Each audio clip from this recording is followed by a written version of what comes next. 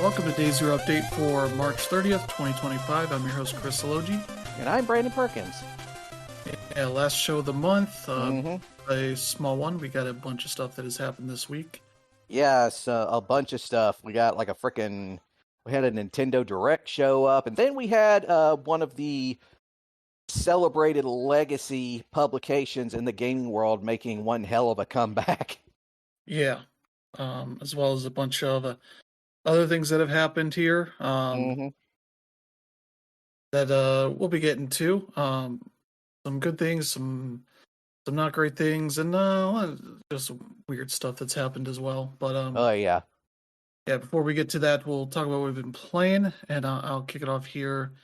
As I've been playing some Assassin's Creed Shadows, Mm-hmm. which I'm enjoying. I'm like 3 or 4 hours in. Basically, the point where I have been able to explore the open world. I've also opened up the base building mechanics, Mm-hmm.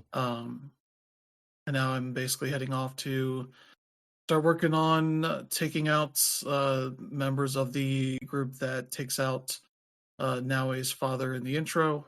Mm-hmm. Um, and sort of like many Assassin's Creeds in the past, there's a shadowy cabal of people that are either running things or going around enforcing their will on people. Yeah. That kind of stuff. They all have masks, so you don't have any clue who they are personally. But I assume you go to different areas and you start learning more about Mm-hmm. who they could potentially be, and then take them out at some point. That's kind of the story bits. And yeah, kind of the way this game starts, it definitely feels like Yasuke was kind of a later addition to the game, because you get to um, play as Yasuke for like the first 20-30 minutes of the intro, and then it zooms over to Naoe, and then you kind of get the other side of what happens there, and then it just stays focused on her for a while, it seems, from what I've heard Yeah. about this intro. So you kind of don't get a balanced view of both of them. Yeah, I've heard that you're given like a taste of Yasuke, and then you're basically playing her for for much of the game. At least until the point comes when I guess they kind of even it out later. But yeah. Yeah, I assume there comes to be some point story wise where it's like, oh, we need to team up, Mm-hmm. in spite of the way it's all set up at the outset, where Yasuke becomes part of Oda and Nobunaga's crew. Nobunaga. Nobunaga, yeah, Yeah. his whole crew essentially is just like, I don't really like you guys, but Yasuke seems pretty cool, so I will take him in exchange for you guys not being killed right now. Uh, Not quite how it supposedly actually happened, but you know what? It's Assassin's Creed, so yeah, that's been the fun thing, seeing the people that railed against Yasuke being in the game at all are like, this isn't historically accurate. It's like, it's Assassin's Creed. yeah. Like this was the game where we ended up stabbing the Pope. Yeah, literally the best ending in the series. You kill the Pope and a bunch of his people, and then an alien talks to you, the player, Yep. for good bits, and that's how a game ends. And you're like, Mm-hmm. holy shit, that's awesome. Also get yourselves mixed into the French Revolution, the American Revolution. Yeah. Um, The Assassin's Creed 3 was especially egregious because he's basically in every major event of the War of Independence. yeah, Like he's the guy who has like Paul Revere riding on the back of his horse. Like how incredibly stupid that is. yeah. And didn't we have like Leonardo da Vinci just be essentially a Q, just making gadgets for Yeah, your guy? basically. It's Yep. like, And you only use them once and then burn them. yeah. And it's like, yeah, this isn't a series about being historically accurate with its story and what you're doing and all that, but it's Yeah, about being like historical tourism essentially, and essentially. they You know, built that into the last handful of games where you can just kind of turn off the game part and just explore the world as like a tourist and learn more about the various places in it and all that. Yep. So yeah, there's aspects of both of those, but nobody that's playing Assassin's Creed is like, I'm expecting this to be historically accurate. Mm-hmm. And it's no, it's not. Um, but yeah, where I'm at, I'm with Naue, and I'm kind of exploring a bit. I've recruited a couple of people into my base, and the neat thing is if you find animals that you can pet, Mm-hmm. they essentially can be spawned back at your base. Cats, dogs. I think I have a rabbit Yeah. that I could spawn there, but you can just like think infinitely spawn them. I don't know if there's a currency tied to them or whatever. So you can just have a field of cats wandering around, Mm-hmm. and it's like, okay, this is a nightmare, but okay. Again, historical accuracy, Yeah. but yeah. But basically, been wandering around. Usually find bandits, either hassling, regular folks, or you find a little base area to take them out, Mm-hmm. that kind of stuff. And yeah, they definitely do try to counter some of your base Assassin's Creed instincts of, just you have kunai that you can throw at them, and it's a lot of people have helmets, so Mm-hmm. can't necessarily do that to every single one. Nor can you get easy assassinations on everybody Mm. early on. At least you kind of want to pay attention to um, your eagle vision. You can highlight enemies and see sort of what health bar they kind of have. If it's segmented, you're not going to be able to easily kill them in like Mm-hmm. one hit or whatever. But you are looking for that. There's an armor bar that's just a big gold bar that's telling you like, okay, you got to do some work to break their armor, Mm. kind of thing. And the fun thing is that they're like their helmet like breaks off when you do that. That's kind of a nice little touch there. And Mm-hmm. yeah, um, they're kind of doing a lot of that stuff, but you're kind of running around looking for towers to climb. As they kind of finally get to the point of being like Breath of the Wild, where you get up to the tower and you can kind of actually look around and Mm-hmm. highlight different points of interest that you may want to go tackle. Um, it's not necessarily just like Breath of the Wilds where you could just literally mark down all the items you see and put an Mm. icon for them. It's literally just highlighting icons that have already been added to your map. So I kind of feel like there was an opportunity there to kind of make it Mm-hmm. more like you're doing the one marking all this stuff that's around you, but they kind of just don't do that. At least as far as I've seen, maybe there's options for that. I do have like the more immersive mode where it doesn't tell you exactly where to go. It's just like, oh, I think this place is west of this area, but near this area, and you kind of send scouts to go do that to like look around and see if that's the place. Mm.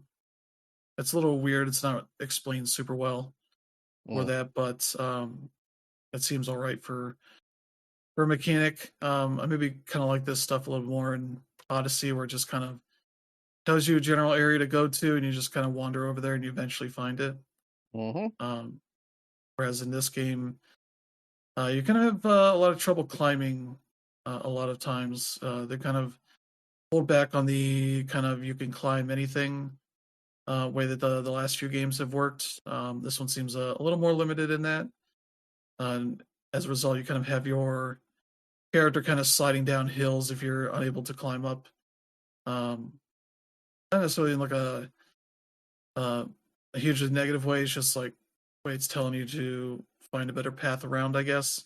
Mm-hmm. Though I've been just mostly Skyrimming it, trying to just brute force my way up. Just kind Mm. of keep going in that general direction, and I hope there's a better path that lets me get up to where I want to go. So Mm. that's kind of been how I've been getting around a lot. But you do get a taste of some of the winter stuff. They have some side stuff that are kind of like a meditation little mini game that you do that kind of brings you to some sort of little mission that is set in the past, usually between when you kind of first start getting trained to fight by your father. to the current day. So I've done a couple of those and had one in the winter where you can't as easily just lie down on the ground and be hidden from enemies Mm-hmm. in the snow, that kind of stuff, which is a neat sort of way the uh, seasons kind of change things. So you have to kind of be more mindful of that stuff, Mm-hmm. uh, and that's a nice little way that all works. Though I had one of Mm-hmm. those bug out where I basically just needed to run to this area. You find out there's bandits in this area, so you kind of either the options seem like either kill them and go get the item or sneak around Mm-hmm. and go get the item. And I killed like half of them, got the item, ran back, and the person I was supposed to talk to wouldn't let me talk to them, Mm-hmm. and it just seemed bugged out. So I had to pull up an autosave from before I did that and just snuck around them, and then it worked that way. I don't Mm-hmm. know if there was some limitation to that or if it was just a bug or whatever, but there's still bugs in this game. I've Oh had yeah. situations where I get killed and my body just goes flying, Mm. that kind of stuff, or I kill an enemy and their body just lands awkwardly and like freaks out for a sec, that kind of stuff. So yeah, it's still got bugs in it because it's an open world game and that's a hard thing to get, all those bugs. Oh yeah. But so yeah, that's been what I've been doing with that game. That's been pretty fun so far. Mm-hmm. Looking forward to put some more time into that. Also been playing Xenoblade Chronicles X, definitive edition for the Switch. Mm-hmm. I had another voucher for that. That I think those things are ending pretty soon, so I was like, I'll just get this game because it seems like that's it for the time being for the Switch. Mm. And it's a game I own on the Wii U, but I never started it, so I don't really have a great sense of what that game's about. Yeah. So I put about 12 or 13 hours into it, something like that. Um, that's a game that has like 3 or 4 times where it's like, all right, now it's opened up. And you're like, Mm-hmm. oh, now it's opened up. Yeah. Then it's like, oh, now it's opened up because here's all this online shit. Yeah. I played the original back when it came out on the Wii U years ago. And yeah, the biggest issue with that game was how long it really took to like really open up. Yeah, And the other issue, I don't know if you've encountered it yet, is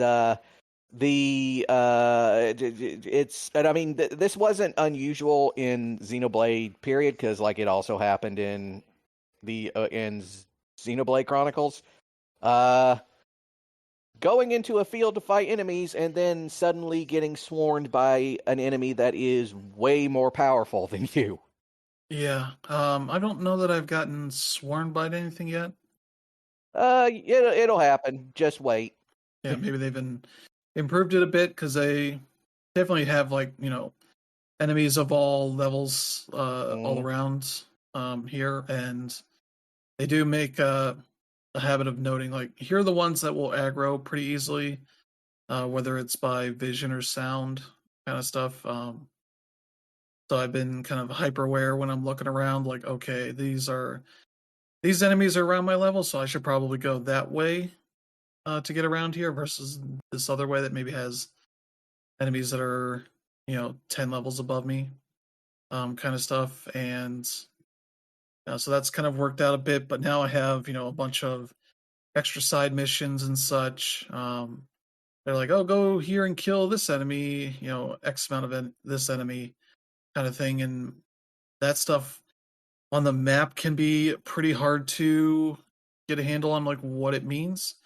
Because I spent a bit trying to fight this type of enemy and didn't realize like the very specific name that it gave me was the specific version of that enemy that I was supposed to fight. While there's a few other versions that all look virtually identical, uh, without getting up close to them and looking at them. But it was like this is the bronze suite or whatever it is. It's like, oh, there's iron ones. There's also feminine ones, and there's like a few other name variations of it. And it's like it wants this specific one, and it doesn't necessarily highlight it super well on the on the map or the overworld itself Yeah. when you're walking around. Because it would Mm, sometimes just highlight a bunch of these enemies, and I was like, all right, I'm killing them, but I'm not making any progress on this thing. And it's like, okay, so it's this specific one, but it's also highlighting these others. It makes it just a little bit annoying trying to parse all this stuff that's going on mhm, with when there's 10, 15 enemies in your immediate vicinity.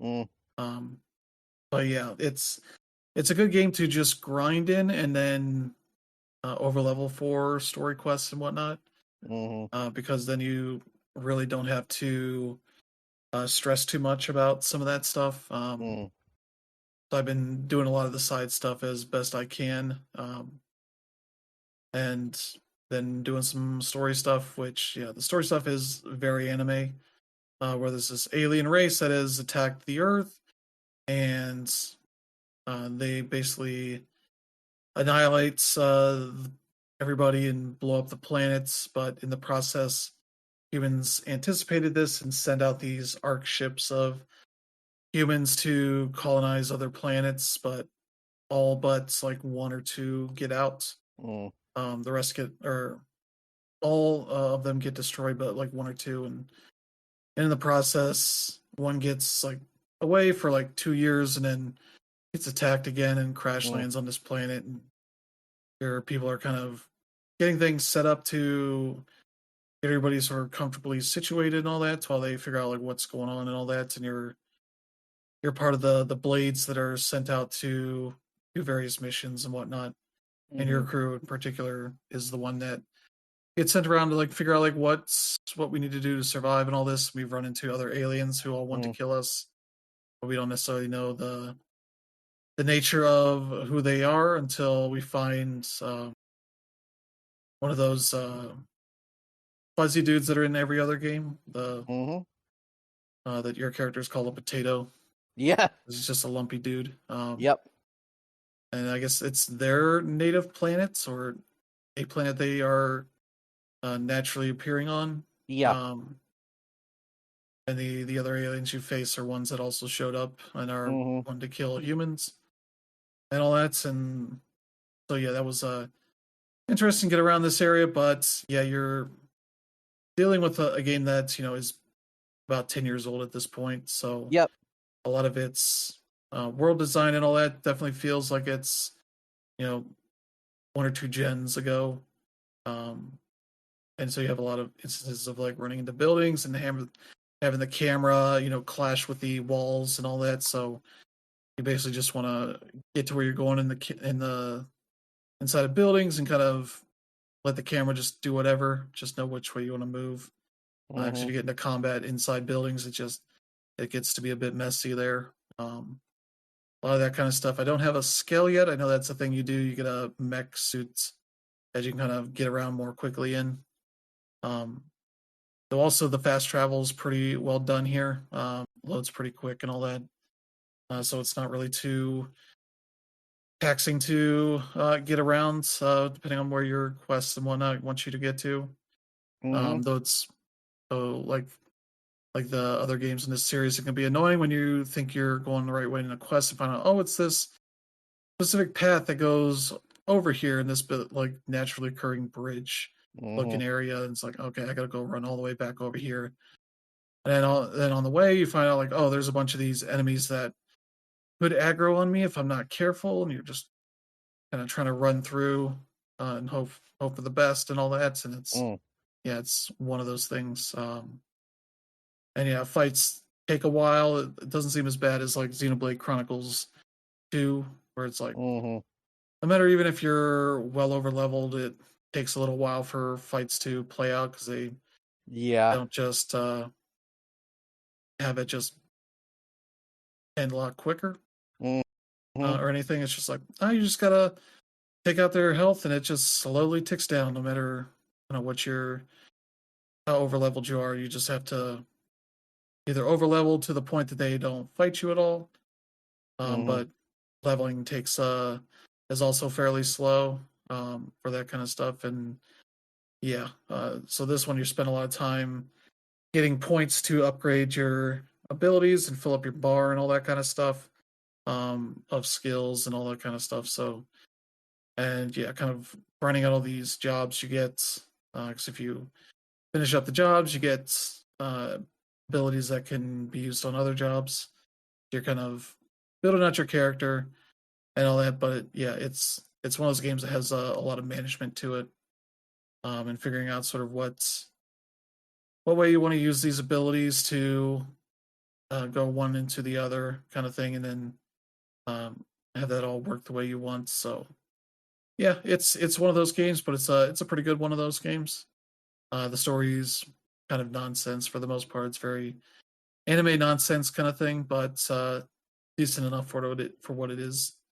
Um, but yeah, it's maybe the most annoying thing is that they're in the town in like the base area. There's one Mm-hmm. song, and it's a song that feels like it's building up to a good part, but it never gets to the Yeah, good part. that was the other thing. The soundtrack, at least starting out, is it's very mid.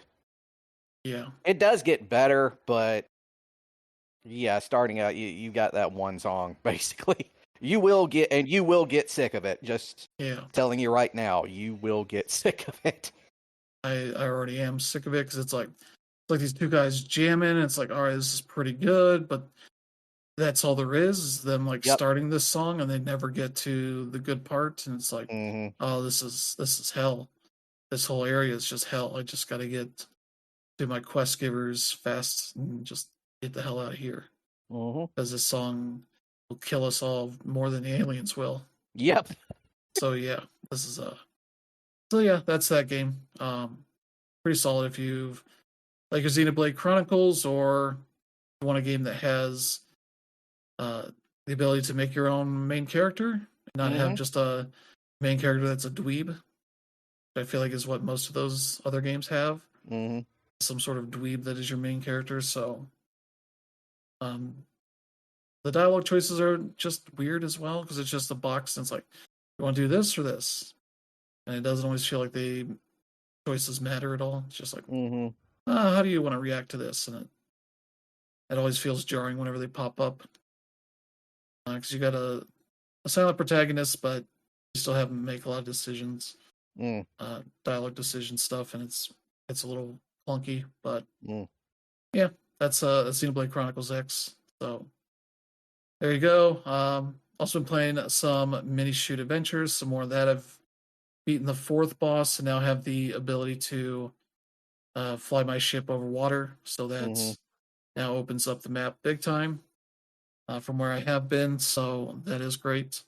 Mm. Looking forward to playing some more of that and maybe finishing it at some point. But yeah, that's been great to finally get that because I figured that was going to happen at some point because there's just been a lot of areas where they're set up to require like a lot of either specific boosting to get across these land masses or Mm-hmm. uh, one of the big ones you hit is a big turtle that you just ride on its shell as enemies fly around and you shoot at them, that kind of stuff. Mm. And it's like, at some point, you got to just have the ability to fly over this water because otherwise, this world has too much water for that to be a huge issue. But yeah, it's still been fun.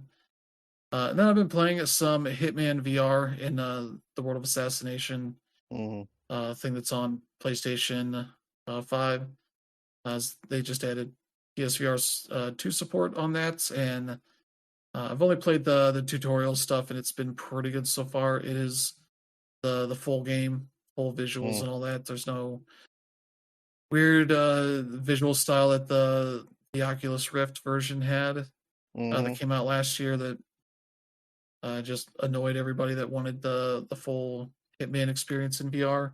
Mm-hmm. Um, it works a little bit weird because you got the different shoulder buttons on the Sense controllers, and so you have to do certain ones to interact with like your inventory and open up doors and whatnot or grab stuff. And then you have your triggers that are for uh, grabbing dudes because you sneak up behind them and you like hold down both triggers and grab their necks and you just like shake them to like knock them out.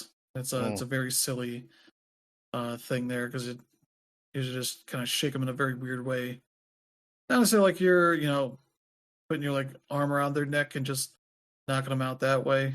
It's more just a violent shaking of their neck in a weird way, and then you kind of pick them up with R1 or L1 and use your free hand to open up the door for a freezer or a closet you're shoving them in, whatever it is. And it oftentimes skips animations or putting them in just to get you avoid any weird animations that might make you feel sick or anything, and also kind of keeping you grounded as best as possible in that game.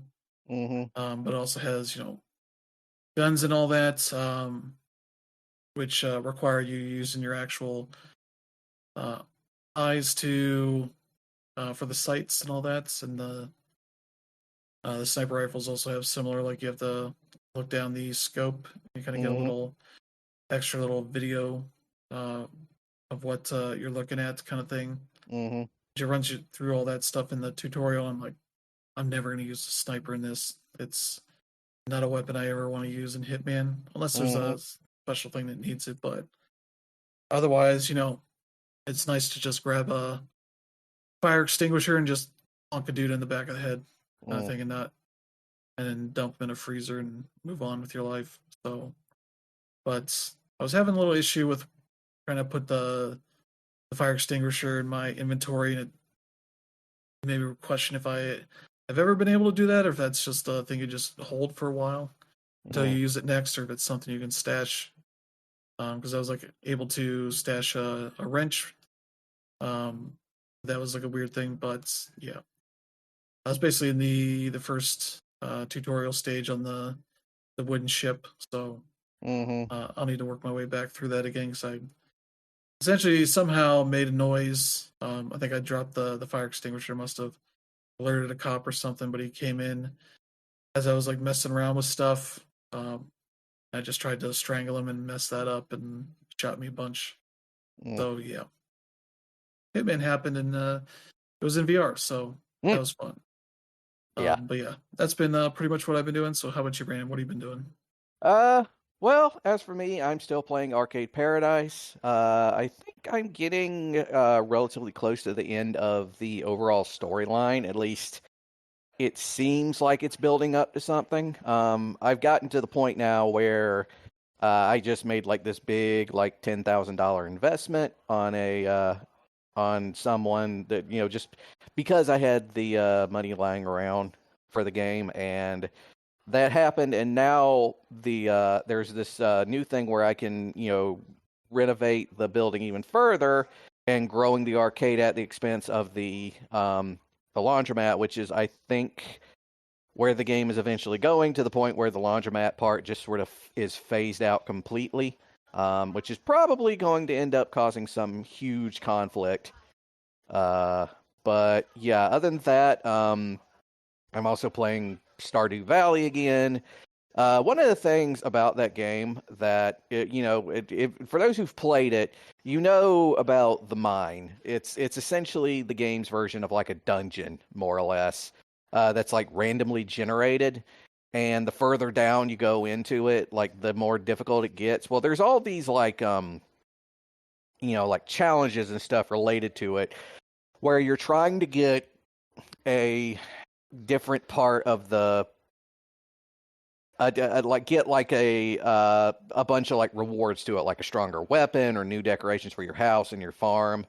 But I'm also playing the Stardew Valley Expanded, which is the mod, and the big part of that is because of the expansion. If you do a bunch of stuff, the leader of the Adventurers Guild will get you on your boat, and apparently he's supposed to take you like to a whole nother area that's like not in the base game, and I've been trying to sort of work my way up to that, but it's been challenging. It's not easy. And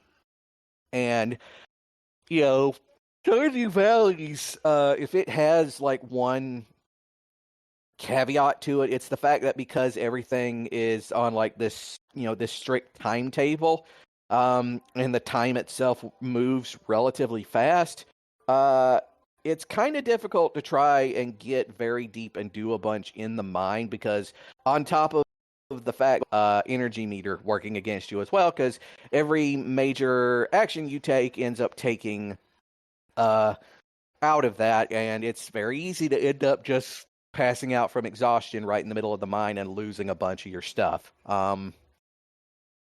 But on top of that, I'm also playing Shadows of Doubt, and I've started getting some material that sort of explores the universe that this game takes place in, and it is definitely on the crazy side. I will say that much.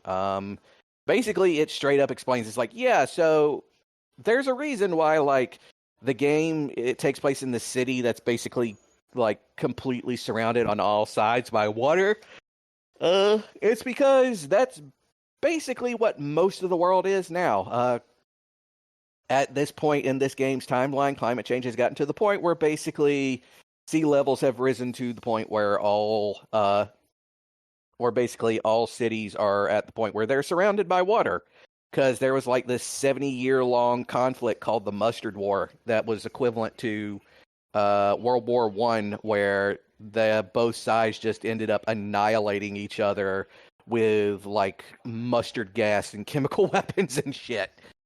So ended up being shockingly dark for a sort of randomly generated detective game. But that's Shadows of Doubt for you. But yeah, that's what I've been playing.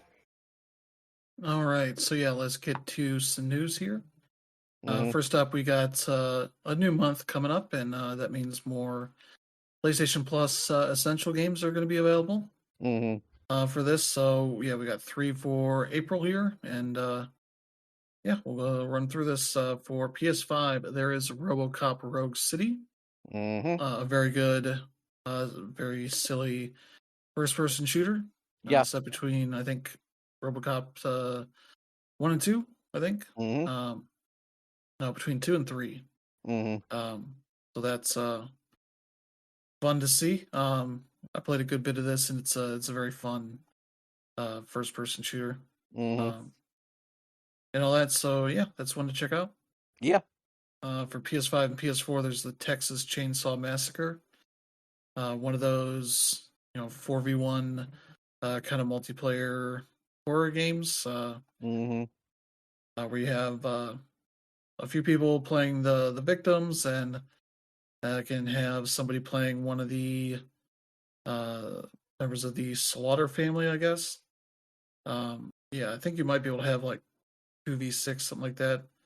Some sort of group of enemies there and all that. So yeah, I've heard good things about that one. It's also a bit weird with the way it all works, but it kind of has to be if you're making something like this based on the Texas Chainsaw Massacre and all that. So there's that. And then for PS4, there's Digimon Story, Cyber Sleuth, Hacker's Memory. I think this is the most recent Digimon game. And I think this one was, I think this is the one that's kind of part visual novel, part RPG. So you kind of had people that weren't a huge fan of the big focus on story stuff here and all that. So yeah, that's an interesting choice, but they got a new one of these coming out, so that makes sense. They're putting this up on here right now, and yeah, that's your lineup for the month. So neat stuff there. Yep, I'm definitely gonna give RoboCop a try. Yeah, it's a good just game to turn off your brain for a bit and enjoy. Yep. Let's see here. We got a new update for No Man's Sky called Relics. That seems to add basically paleontology to the game. As I mentioned here, unearth hundreds of unique bones, assemble skeletons, design fossil exhibits, join the community on an expedition to recreate lost creatures, battle against gargantuan stone guardians, and more. So yeah, you're just collecting bones, I guess. Just another weird thing you can collect in that game, and kind of putting them together for these exhibits and such. So you get to kind of see the skeletal makeup of some of these creatures on your world. So that's fun. I think for a bunch of fun ways to spruce up your buildings you're making and all that. So that's neat. Yeah, they're adding these. They're calling reanimated guardians. That's definitely looks like a version of like what you get in like Legend of Zelda Breath of the Wild kind of thing. These big like golem looking creatures, all glowed up and all that you're taking shots at and whatnot. So that's cool. And yeah, some more stuff you can trade your fossils, all that kind of stuff. So looks like they have creatures that are just specifically skeleton creatures, so that's fun. So yeah, there you go. That's another fun update for No Man's Sky. Yeah. Something I still need to get back to, even though I've been saying it for like a year and a half now. Yeah. But yeah, for events that are going on, because we got Nintendo Direct that happened this week, one that's happening next week. We got one showcase happening the week after that, the Triple I Initiative for 2025. Will be happening on April 10th at 9 a.m. Pacific time, 12 p.m. Eastern time. That'll be fun. Yeah, they're gonna have over 30 announcements for games, including Enshrouded, X4 Foundations, Deep Rock Galactic Rogue Core, as well as stuff from publishers like Tiny Build, Playstack, and Hooded Horse. Yeah, they'll have world premieres, gameplay reveals, release dates, demo launches, and more in about a 45-minute showcase. So yeah, that looks neat. So yeah, we'll be able to check that out here in about 2 weeks. So yeah, there you go. Yeah. Yep, we'll see what comes from that. Yep. Let's see. Just some bad news for Brandon here. I don't think we even really had a date for this, but Vampire the Masquerade's Bloodlines 2 has been delayed to October. Be honest, I've pretty much chalked this up to vaporware at this point. Yeah. Like I am almost convinced that this game is never coming out. Yeah. Let's see. It was the previous release window was first half of 2025, which is a wide window.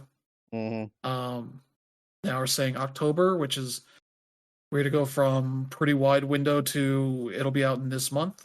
We'll see if that actually happens or not, but that'll be a big surprise if it does. Yeah. So yeah, they put out a video update on the game and all that, so they still seem to be chugging away at it. We'll see if it actually leads to something, or hopefully the devs are getting paid well enough to keep working on whatever this game is at this point. So there you go for that one. Yeah. And we got another game that's coming in later this year, The Legend of Heroes: Trails Beyond the Horizon. Which is honestly, I don't. I honestly don't know why they decided to just completely redo the title, but here we are. Yeah, this is the game that is known as The Legend of Heroes Kai no Kiseki Farewell O Zemuria. Yeah. Like you could have the name was right there. You could have just called it Trails Beyond Zemuria. No, right there. But nope, this is what they decided to do. Yeah. Whatever. I don't care. It's the next Trails game. That's all I care about. Yep. Let's see. They have Van Arcade and the members of Arcade Solutions for this game. So yeah, you got more of that stuff going on. And they're also, connecting with the other games as well. Like you can clearly see in the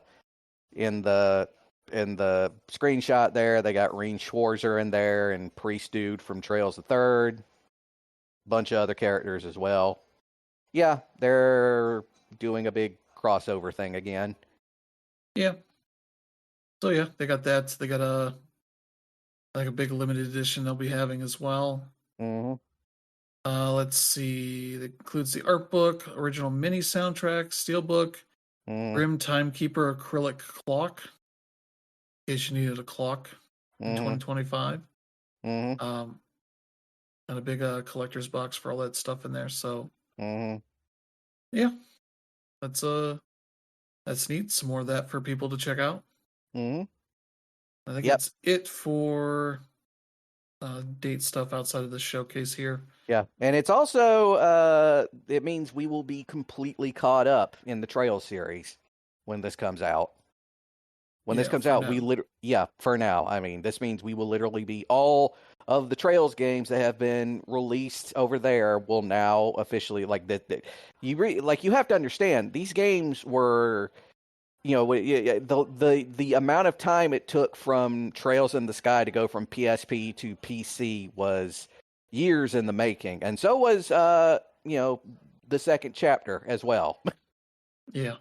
That both of the Crossbell arc had been out for years before Cold Steel was brought over here. So we're finally caught up. All the Trails games that were made are now available in English. So you've got the whole series to access now. Well, now they got to remake the uh, Trails in the Sky games now. Well, yeah, I mean they're already doing that with the first one, but Yeah. yeah, that'll probably be a big part of the series going forward are remakes. But hey, I don't care. Yeah, all the stuff that's stuck on the PSP essentially at this point. Mm-hmm. Yeah, so there's that. Let's see. Yeah, Minecraft has some new stuff on the way. Mm, Particularly going to be their first big visual improvements in a while. mm-hmm. They had announced a big visual upgrade for the Xbox One X launch that got delayed and just never happened. Mm-hmm. Then the ray tracing stuff they announced for the PC version, which just seems to be tied to a handful of maps and such, and that has kind of just stayed in that versus being added to the game itself. And now they've announced this update that will be happening later this year. I think it's going to be going on the insider like beta branches Mm-hmm. in the near future. That will have a visual overhaul. Let's see, it Mm, adds thousands of individually crafted elements added to it. Volumetric lighting, tweaks appearance of objects. Um, yeah, better lighting that will kind of make the world feel a little more alive and not just the kind of very static kind of look that it always has. mm-hmm. Improve reflections, water shimmering, shadows looking more stark and all that. Mm-hmm. Especially making like the sunrise and sunset kind of look a bit better Yeah. to it and all that. I guess the other part of this update is that gas will be a thing that you can have Mm-hmm. that can carry groups of players around the world. Um, these are I guess they're calling it happy gas because the ones you probably know of are the ones that show up in the underworld and they're not very happy to see you. Yeah. They're constantly shooting stuff at you and trying to kill you. Mm. But these ones seem to be more chill and kind of just hang around, fly around, and all that, and you Yep. can stand on top of them and get around a little bit easier. Mm-hmm. So yeah, that looks neat, and yeah, that is cool to see. Mm-hmm. I see some visual improvements that means you may not have to delve into mods as much if you uh, don't want to deal with that stuff. So yeah, that'll be happening later this year. I believe Mm. people that do the beta testing for the game will be checking that out here in the near future. So Mm. there you go. All right. Let's see. We got some news for Hollow Knight Silk Song. They have Kind of. they've set up the football, Yep. and that the copyright for the game has been updated, Yeah. which has allowed fans to assume that means it's coming out any day now. And definitely with the Nintendo Switch 2 Direct happening next week, I Mm-hmm. assume that's their big chance to try and kick the football, and they inevitably Yeah. will miss. I assume. So yeah, that seems to be all this is. Yeah, the metadata for the Steam page for the game was just updated, which means something's happening. definitely right now. Yeah. And soon Half-Life 3 will be confirmed. Yeah, And maybe monkeys will fly out of my butt. I don't look. This game has been been on the burner for like how many years now? yeah, If it's coming out, it'll come out when it comes out. For God's sakes. yeah. It's just one of those things that has become kind of the next big game that people want to see, Mm-hmm. alongside GTA 6, which is a wild place to be in. Where it's like Mm. GTA 6 and Hollow Knight Silksong Yep. are the two big games people are waiting to come out. But yeah, people have a chance Mm. to kick the football next week Mm-hmm. on a Tuesday. Yep. But for good things that have actually happened, Game Informer has returned, Yes, as they we have. suggested.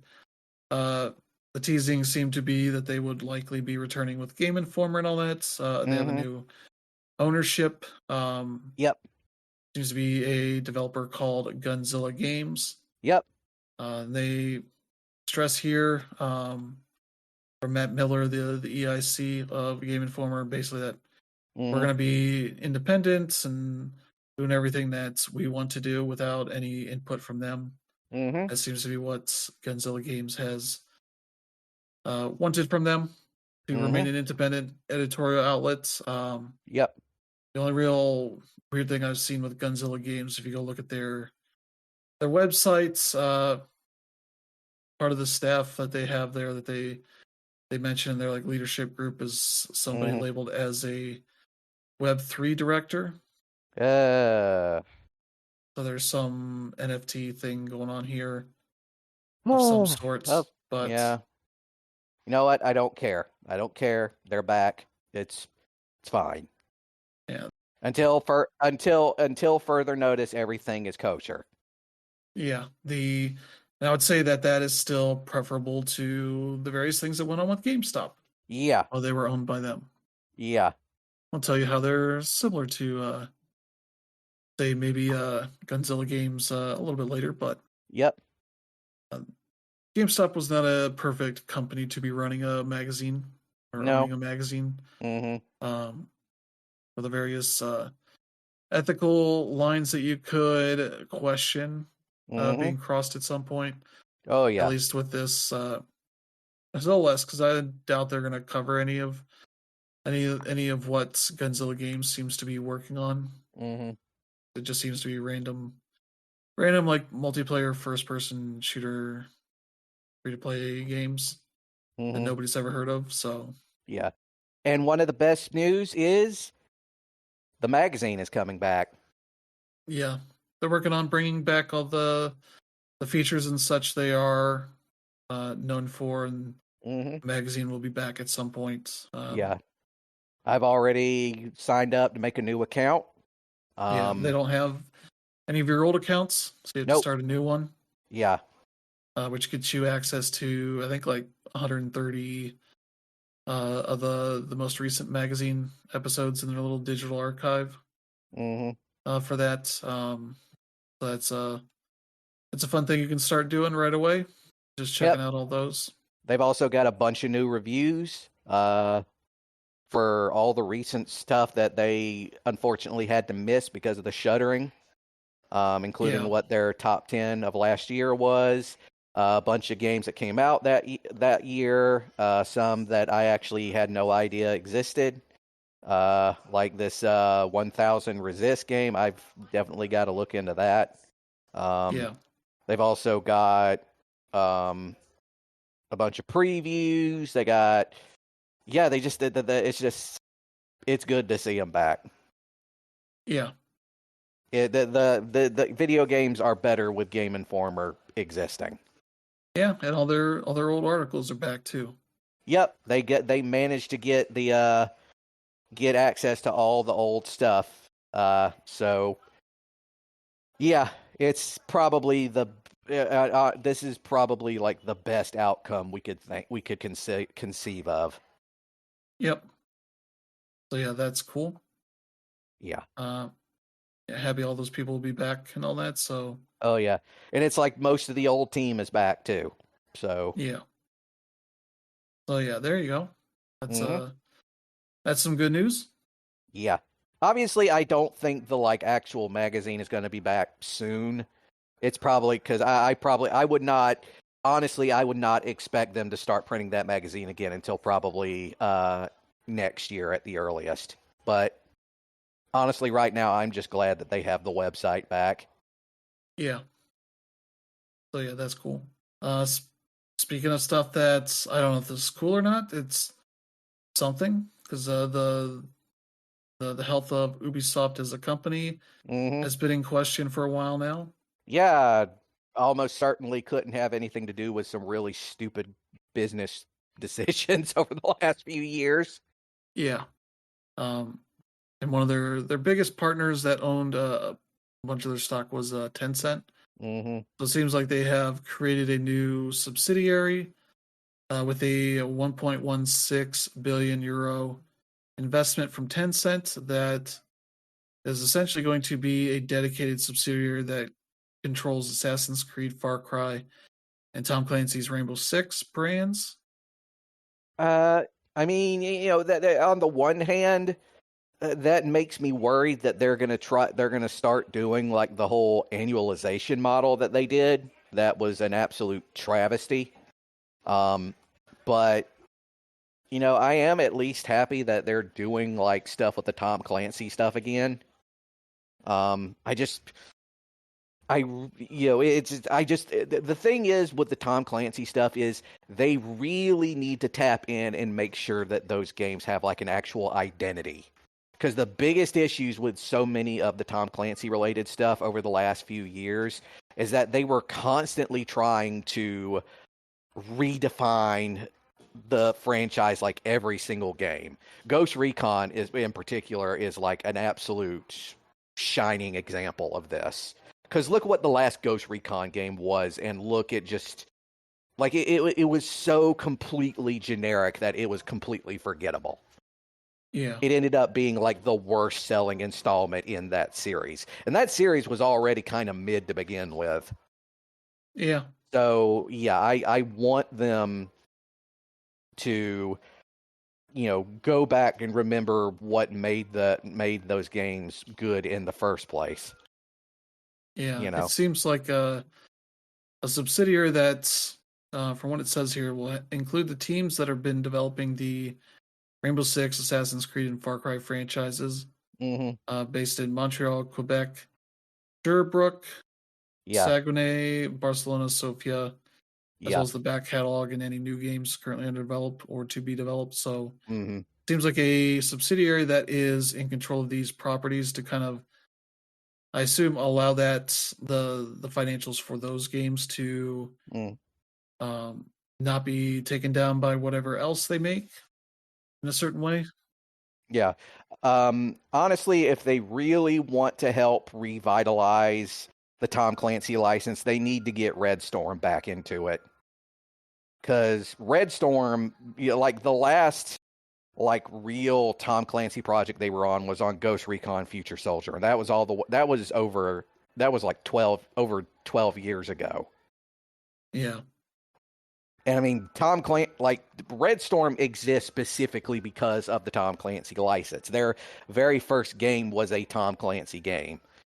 They defined the Tom Clancy license when it came to gaming, and like that was their brand. And when Ubisoft absorbed them into the company, they basically took it away. And the whole Clancy franchise has been floundering as a result of it. yeah, So, you know, if this new subsidiary is smart, they're going to get Red Storm back into the saddle. yeah.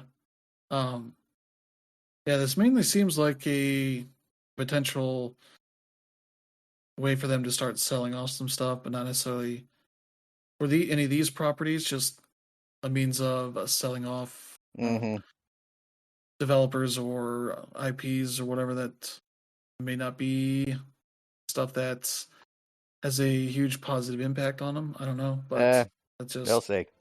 the way this stuff kind of sounds like from all the quotes and such they have here.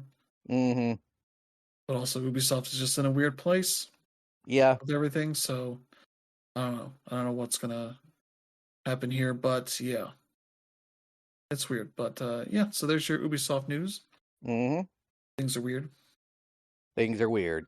Yeah. More at 11. And speaking of weird things, publishers and studios are awfully concerned about GTA 6's launch. They kind of, Yeah. much like everybody else, they want to know when it's going to happen because they So want to make sure that avoid. they are way clear of it. Yeah.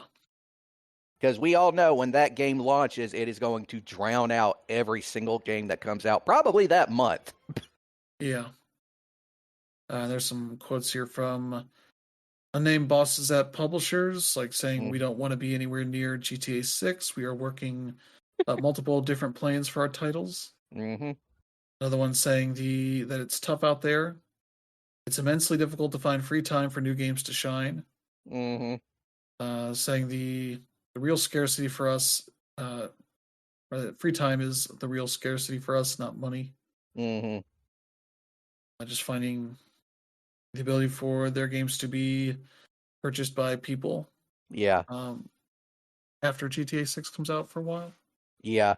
Well, because like I said, yeah, that game, because we know when that game comes out, it's going to be basically the industry equivalent of an atom bomb going off, because it's gonna just straight up use up all the oxygen in the room, and not going to be a whole lot of scraps going around for everybody else in the vicinity.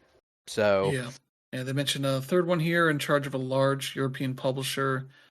We don't want to launch just before or just after the game. If it arrives in mm-hmm, late October, it means you either have to launch early, which a lot of people seem to be doing with the recent glut of summer release dates, or go later, putting you up against the Black Friday sales. mm-hmm, So yeah, this is interesting to see a bunch of publishers being very concerned when they can get their games out. yeah. And then watching Rockstar will end up just deciding to launch it near Christmas, and it's like, well, yeah. Yeah, so that'll be fun. Mm-hmm. I'm not sure when exactly they're going to even announce a date, but probably pretty soon in the next couple of months here. Mm-hmm. They would want to start letting people pre-order and give them all their money now Mm-hmm. for that game. So yeah, that'll be fun. That's Mm-hmm. seeing publishers being in a weird place right now. Yep. It definitely looks like it. But yeah, we mentioned Game Informer's news earlier, and sort of the weird place the company that owns them at the moment. Yeah. But the company that used to own them also is in a weird place, as they seem like they are going to be closing a number of more stores. Yep. I don't know if they have a number here. Yeah, it just says they plan to shut down a significant number of additional stores. That's on top of the 1,000 that it's already closed in the last 12 months, Mm-hmm. putting over 500 in the U.S. alone. That put it at less than half of its 6,000 store peak about a decade ago. Mm-hmm. What they're going to do with their money, they're going to invest it into Bitcoin. So, in other words, what we're saying is GameStop is basically going to die. It's on life support, and it's going to flatline any day now. Because this really sounds like one hell of a Hail Mary. Well, it seems like they want it to be a piggy bank of sorts. Mm-hmm. Yeah, GameStop today announced that its board has unanimously approved an update to its investment policy to add Bitcoin as a treasury reserve asset. We have not set a maximum amount of Bitcoin we may accumulate and may sell any Bitcoin we may acquire. Mm-hmm. So, yeah, which I think is tied into the thing that the Trump administration is doing, which is to create a federal crypto reserve or whatever the hell they're calling it. Mm-hmm. And so that's, investing in it now would benefit them, I guess, because potentially that would sell a bunch more. Mm-hmm. Or be able to it'd be more valuable, and then they could sell that off. And I guess they got an update here. GameStop announced it's going to use $1.3 billion in new debt to finance its conversion into Bitcoin. So Mm-hmm. money will come from issuing a new meme stock or issuing new meme stock that won't be worth anything until 2030. Mm-hmm. The stock peaked at nearly $30 on Wednesday before cratering 20% after the news of the debt financing. Yep. So that's fun. As Michael Pachter says here, the company has once again accelerated store closures in an attempt to save its way to prosperity, and its plans to enter the trading card business and to invest in cryptocurrency are striking in their lack of specificity. Mm-hmm. With no clear strategy to lever its store base, management appears to be planning a withdrawal from its core business, hoping that its entry into a wildly fragmented trading card business or investment in crypto can drive it to profitability despite its utter lack of competitive advantage. Mm-hmm. So yeah. Yeah, might want to get started on writing the eulogy for this company Yeah. because they're circling the drain now. And if you don't know, the CEO of GameStop is a huge Trumper. Yep. I believe literally putting out a tweet is just Trump over and over again. Mm-hmm. So he's a very smart individual. Yep. Maybe why he's doing this because he's following whatever Trump's doing. Mm-hmm. So yeah, there you go. Let's get to something more interesting and rewarding, which is Nintendo Directs. Mm. Because they had one here is just a focus on a Switch Direct, Switch games. Mm. They did not talk about Switch 2 at all here. But I would assume everything here will be playable on the Switch 2, but we don't know anything about it at the moment, so Mm. we'll just kind of run through here for the stuff that's most interesting. Yeah, we got to see a bit of Dragon Quest 1 and 2 HD 2D remake, Yep. which looks like the Dragon Quest 3 HD 2D remake. Yep. Which I think was pretty much the whole point. Give it some Yeah, continuity.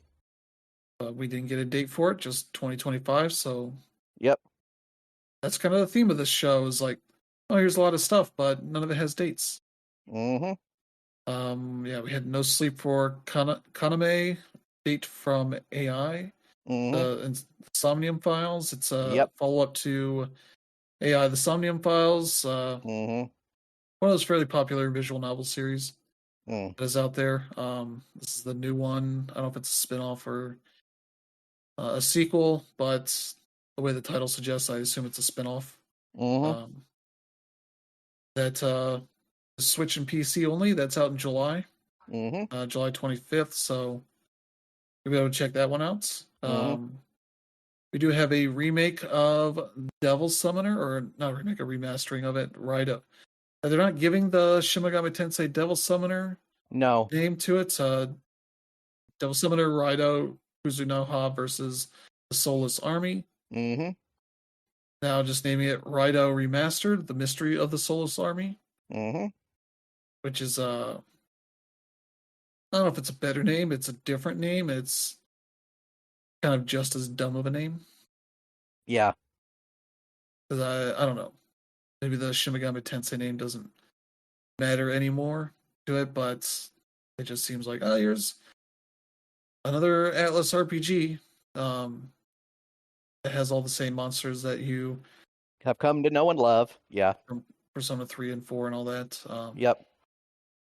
This one was unique in that you basically, instead of it being like a turn-based battle system, you're able to like run around a little area Mm-hmm. as you picked your, options for what you wanted to do and attack enemies and whatnot. So kind of gave it a little more actiony feel to it, and had a nice style to the game and all that. So, but yeah, that'll be on everything: PlayStation, Xbox, Switch, and PC, June 19th. Be able to check that one out.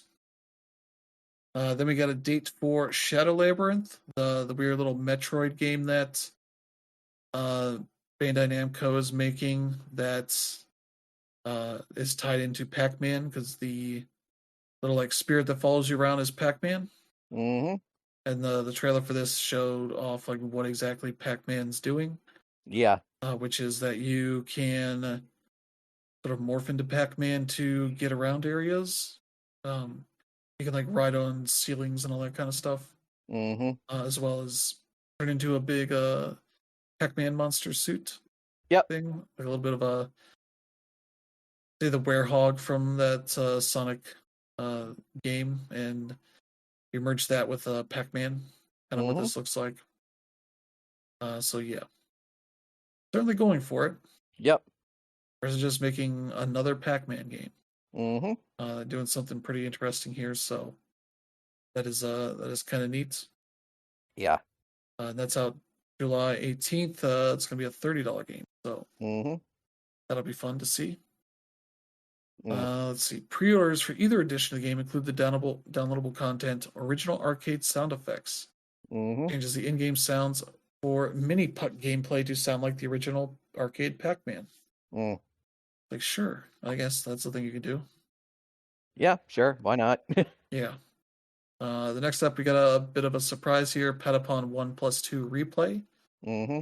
That'll be coming to PS5, Switch, and PC July 18th. This is a new collection of the first two games.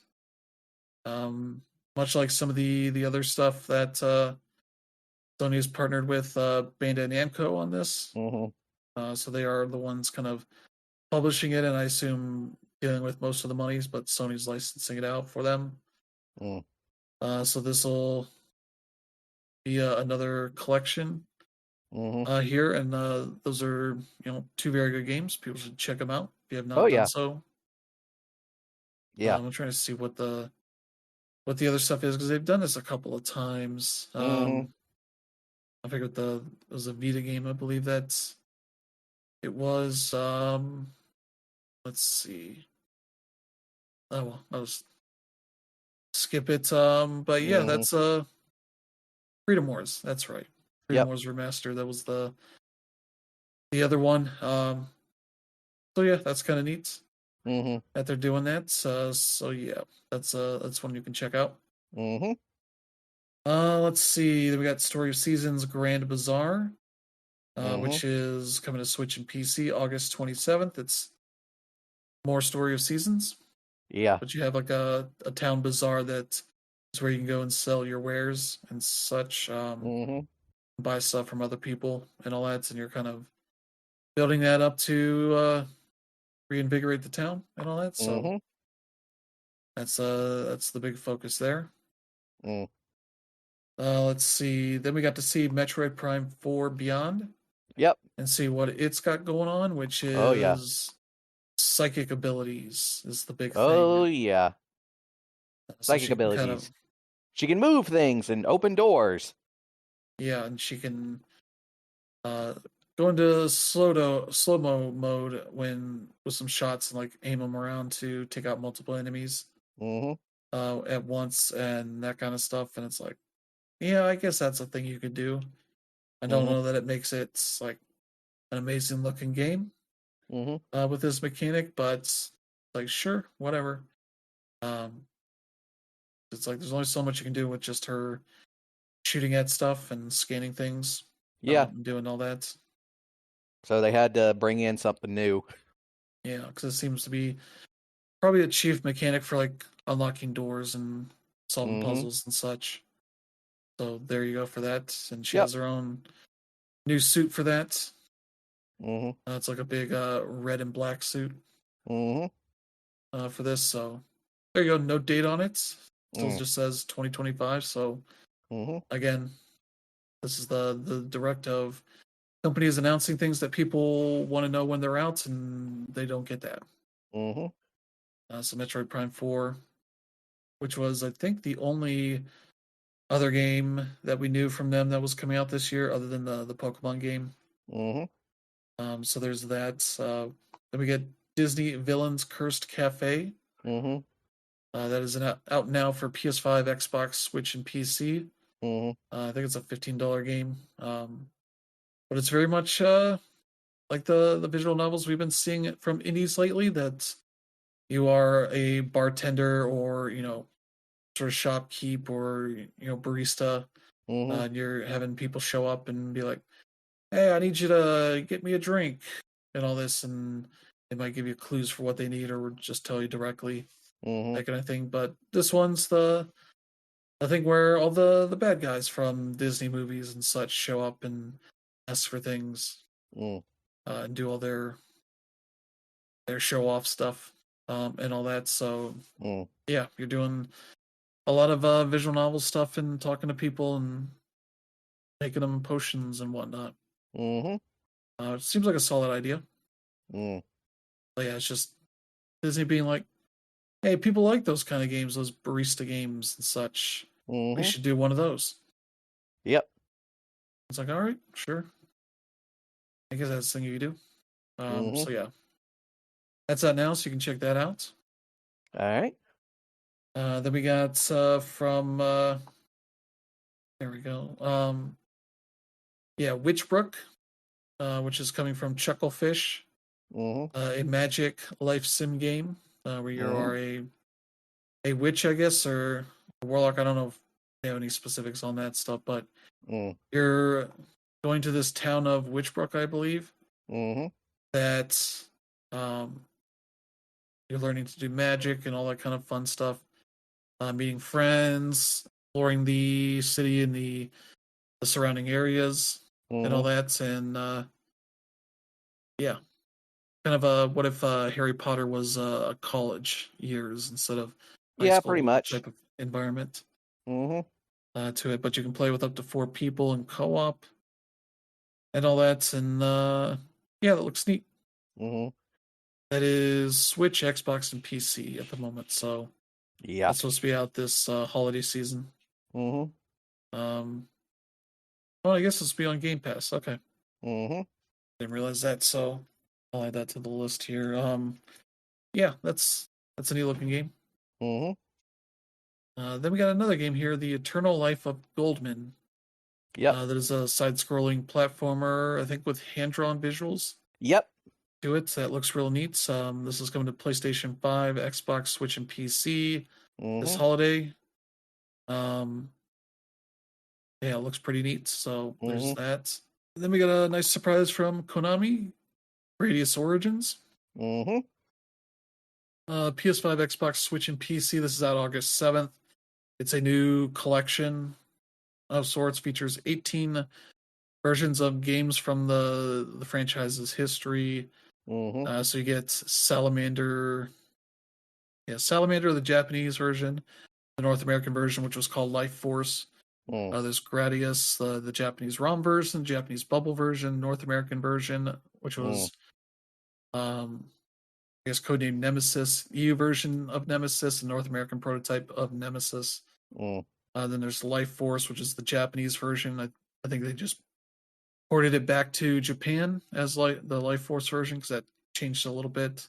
mm, There's Gradius 2, Gopher no Yabo. That's the Japanese early version, the Japanese mid version, the Japanese late version, and the mm, North American version, which was I think subtitled Vulcan Venture. mm, Then Gradius 3, Densetsu Kara Shinwa A. mhm, Japanese old version, Japanese new version, Asia version, Japanese AM show version, mm, and Salamander 2, the Japanese version, and then they're making a new game, Salamander 3. mhm, So that's cool. It'll have the save states, rewind features, invincible modes, and whatnot. New training mode as well to play some of these stages and get better at them mm, and all that. So yeah, a bunch of unlockable stuff and all that. So yeah, that looks neat. That'll be out August 7th. So that's cool. mm. All right. Then yeah, Rift of the Necro Dancer. This the follow up to Crypt of the Necro Dancer. That is sort of a rhythm. Yeah, it's a unique like rhythm. Almost like a highway mode from like Guitar Hero and whatnot. Mhm, Kind of set up, but you're playing it differently in a neat way. So that is coming to the Switch or is out now for the Switch, mhm, along with the Celeste Music Pack DLC that you can buy for that. So yeah, that's cool. You can check that out. mhm. Then we got a new announcement here. Um, also something that messed me up. Mhm. Tamagotchi plazas. What the? I guess it's Tamagotchi, not Tamagotchi. Yeah. Way that we all grew up saying it, but Well, yeah. uh, it's I believe a life sim of sorts. Mm-hmm. Let's see. Enhance the reputation of each shop by taking orders, interacting with special Tamagotchi visitors. Mm. So yeah, you have a bunch of Tamagotchi that show up and deal with your shop, and there's a bunch of different shops you can deal with, and all that. That seems all right. Mm. That'll be out June 27th. Mm-hmm. You can check that one out. Then we got to see Pokemon Legends ZA, Mm-hmm. which looks pretty neat. They showed off kind of more of an overview of how the game works, which is you Yeah. got your basic Lumio City to explore that Mm-hmm. has wild areas within it that you can go in and fight Pokemon and uh, collect them and all that, Mm-hmm. as well as fight other people and their Pokemons. But they all also mention that during the nights there are these like almost battle royale esque battle Mm-hmm. zones to fight people in, which Yeah. they call ZA Royale, where you start at rank Z and then Mm. battle your way to rank A Yeah. and all that. And you can kind of like sneak up on people and take out their Pokemon without them knowing and all that kind of stuff. Mm-hmm. Which is yeah, a bit of a different thing you would expect from this series, but the Pokemon Legends stuff they kind of try out new things, and this looks pretty neat. But yeah, no date again on a Nintendo thing. Mm-hmm. They just said late 2025 for Mm. this, so sometime later this year. And they followed that up with a new game, Rhythm Heaven Mm. Groove, with a weird little trailer that just assumes you've never played a Rhythm Heaven game before Mm-hmm. and how that works. But yeah, it looks like it's all new mini games and all that. And yeah, this is the first game here that has a 2026 date to it. So Yep. they're announcing stuff that is very far away Mm. and still just for the Switch. So that'll be interesting to see. Mm-hmm. Um, yeah, I'm looking forward to that, but also it's so far away. Yeah. Let's see. Then they started getting into operating system stuff, announcing a Mm-hmm. new means for game sharing called virtual game cards. Mm-hmm. Of finding a way to make your digital games behave like physical games Mm. for sharing. So yeah, you can. Let's see. If you have two systems, you can digitally eject and load games from one system to another. You can even lend games to members of your Nintendo account family group. Mm. So if you have like Nintendo Switch Online, like the family group there, I believe this is part of that. Though I want to say when you're switching or when you're setting this up initially, you have to uh, bring your two switches within close proximity to each other to set this up Mm-hmm. initially. But from there, then you are able to loan games from your account to a family member that I think it lasts for 2 weeks, and then they automatically lose access to it, Mm-hmm. or they send it back earlier when they're done with it.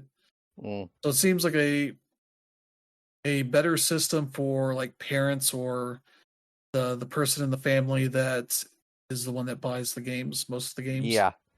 that they can like, hey, you might like this game here, check it out, and like send Mm. it to them, that kind of stuff. Yeah. That is kind of neat, but for people that want to be able to play games, the same game on two systems, like that's not going to be possible here. Mm. And from the way they mention this, it doesn't seem like you can necessarily buy a like second copy that you can also loan out, or like Mm-hmm. like two copies of say Splatoon 3 that you can play one yourself and lend to a friend to play together with you. I don't think Mm-hmm. you can do any of that kind of stuff here. There's more details here on this stuff, but that's just the way it generally seems for me. Mm-hmm. But the interesting thing is that you can decline to use it on the Switch. Yep. So the way it seems like to me is that they're going to have this be optional on the Switch because they don't want to necessarily get into the hassle of forcing everybody to change over and dealing with people getting angry that they're changing how people have been doing this for the last 7 or 8 years at this point. Um, That'll be mandatory on the Switch too. That Mm-hmm. you won't be able to do any of this game sharing stuff any other way Yeah. there. So, but this will be happening in updates in April at some point, later in Mm-hmm. April, I guess. So, yeah. All right. So yeah, there you go. That's a very Nintendo way of approaching game sharing and making sure that you know that they do not want you to have multiple copies of this game Mm-hmm. unless you give them $60 for it. Yeah. Own it yourself. So yeah, there you go. Mm. So yeah, let's see. Then we had a bunch of other stuff getting announced here. High on Life is coming to the Switch May 6th. Mm-hmm. It definitely looks a lot worse than the other versions. Oh yeah. I mean, it's a Switch. It's on the Switch, so there's going to be a downgrade. Yeah, but especially just it looked like a healthy dose of Vaseline was spread across the screen as they're doing all this Mm-hmm. and all that. So there's that. There's a game called Star Overdrive that's coming to the Switch Yep. and PC on April 10th. Mm. This is a neat looking game. Yep. Yeah. So there's that. Let's see. The Wandering Village is coming to the Switch July 17th. You Mm-hmm. can check that out. That's been on PC and Xbox since when was it? July 20th, 2023, I think. I don't know if Mm-hmm. it's hit. Yeah, it's okay. It hasn't hit 1.0 yet, but it seems likely that this July 17th may be the 1.0 date. Mm-hmm. But the developers are not saying anything yet, just saying that's the Switch release date. Mm-hmm. So it'll probably hit in 1.0 sometime between now and then. Mm. Let's see. Then we got a game called King of Meat, which seems like Mm-hmm. a big multiplayer um, combat game Mm-hmm. of sorts that's coming to PS5, Xbox, Switch, and PC sometime later this year. It's an Amazon published game. Mm-hmm. So there's that. Then we got a game called Blues Lagoon Mm-hmm. that looks neat. This is like I think like a cozy island adventure life sim kind of thing. Mm-hmm. Yeah, your Uncle Lou has disappeared and left his seaplane delivery service in your hands. That's up to you to keep the business afloat and discover what happened to him. Mm-hmm. So yeah, you're kind of exploring these islands and delivering stuff and doing all that kind of stuff. So that looks neat. That is coming Mm-hmm. to Switch and PC sometime this summer. Mm-hmm. And then we got another big game here, Saga Frontier 2 Remastered. Out Mm-hmm. now. Uh, PlayStation, Switch, PC, and mobile. Yeah. $30 game. So that's the Mm-hmm. Saga Frontier 2. Yeah. I still need to play the first one. I've got it downloaded on my PS5, the remastered version. Yeah. So. So yeah, that's another game in this series that is probably the definition of a mid RPG franchise. Mm. Where it's like all the games are fine, maybe not anything that's amazing, but maybe one will strike your Yeah. fancy. But none of them are all that amazing, or at least Yeah. universally amazing. So there you go. Then we got Monument Valley 1 and 2 are coming to PlayStation, Xbox, and Switch on April 15th. This is a mobile game franchise that has been highly acclaimed since the first game came out. Mm-hmm. Surprised it's taken this long. Let's see, 2014 is when the first one came out. So yeah, Yeah. over about 11 years. And it's Mm-hmm. like, boy, these are not complicated games. I assume basically it'll be like an analog stick and a button is all you're going to really use here for these. Probably. Because they're very much just walk around and hit a thing and then walk back around and find another thing to hit and Yep. kind of just keep moving along. Mm-hmm. Very good games, but yeah, that'll be ones you can check out and Mm-hmm. on the consoles. Probably should have happened sooner, but hey, it happens. Mm-hmm. Then Monument Valley 3 will be coming to the consoles and PC this summer at some point. Mm. So the next one will be available in the near future. So there you go. Mm-hmm. Then we got another surprise here. Everybody's Golf Hot Shots, a very dumb name. Mm-hmm. It's coming to PS5, Switch, and PC sometime later this year. Mm. This is a new addition in the Everybody's Golf for the Hot Shots Golf franchise. Mm. But as you may be able to notice from the trailer and all that, this is not made by Clap Hans. Mm-mm. The historical developer of the franchise is made by a studio called Hyde. I don't know what else they've worked on, but I saw a trailer. I was like, this is not. This does not look like the other games. Mm. You can definitely tell. This seems to be the developer of Digimon Survive. Mm-hmm. From what I can see here, and Digimon World Next Order, and some of these other games here. But yeah, that'll be out later this year. It has the same core controls, the 3 button uh, golfing system. You can do challenge modes, multiplayer stuff, Mm-hmm. and also a mode called Wacky Golf. Mm. So there you go for that fun stuff. We'll see how that goes. Mm. And then let's see, we got Marvel Cosmic Invasion. This is Mm-hmm. a new game from Tribute Games and publisher.mu, the makers of the Teenage Mutant Ninja Turtles Shredder's Revenge. Mm-hmm. And applying that same idea to a game for people that liked the X-Men arcade game. Yeah. Which I don't have any nostalgia for. Mine was the Teenage Mutant Ninja Turtles, and Yeah. I never got to play the X-Men game. It was never anywhere near where I lived, so. yeah. But this looks very much like that, and especially because I saw this and was like, oh, they're bringing that to consoles. I was like, okay, Mm-hmm. sure. And then it's like, oh, this is a different thing. This is a follow up essentially. So Mm-hmm. that's cool. Oh For people yeah. that want to check that out, that'll be out later this year. Mm-hmm. PlayStation, Xbox, Switch, and PC, Yep. everything. And then Nintendo ended their game announcements here with a new Tomodachi Life, Living the Mm-hmm. Dream. Which a lot of people were clamoring for, apparently. Yeah, it'll be out next year and has all the same kind of stuff that you might remember from like the 3DS game and all that, Mm-hmm. where you got people speaking that very robotic voice, Mm-hmm. which I believe you should be able to adjust a lot with pitch and all that kind of stuff. Mm-hmm. But yeah, it looks like you're going to be hanging out in the town, having all your people doing stuff. I assume you'll be able to import a lot of characters from other people. I want to say the original game, I want to say you had a lot of restrictions on that, so you kind of Mm.